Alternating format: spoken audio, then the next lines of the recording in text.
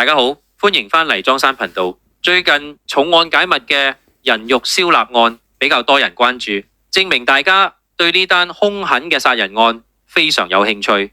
雖然大家知道佢係取材自真實案件，但編劇將劇情改編得更加震撼。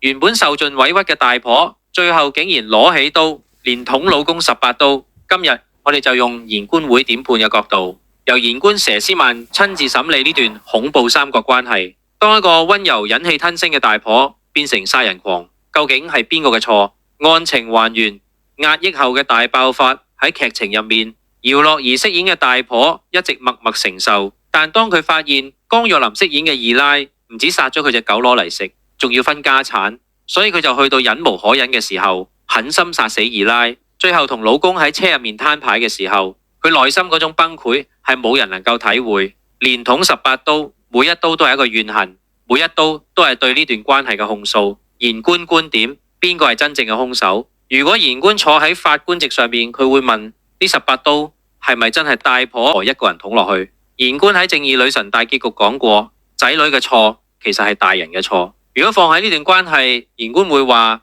犯人嘅癲狂其實係呢個男人嘅貪婪同自私一手造成嘅。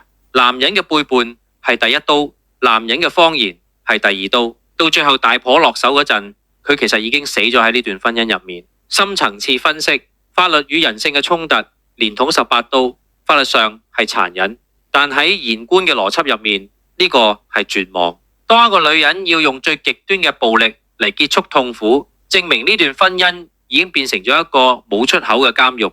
判決時刻，本席宣判犯人姚樂兒，你殺死2條人命，法理難容，判處終身監禁。但本官亦要對死者講，如果你以為可以用玩弄感情嚟得到快樂，你最後得到嘅只會係呢18刀嘅代價。法律判咗大婆入獄，但道德已經判咗呢個男人死刑。大家覺得言官呢個判詞係咪大快人心？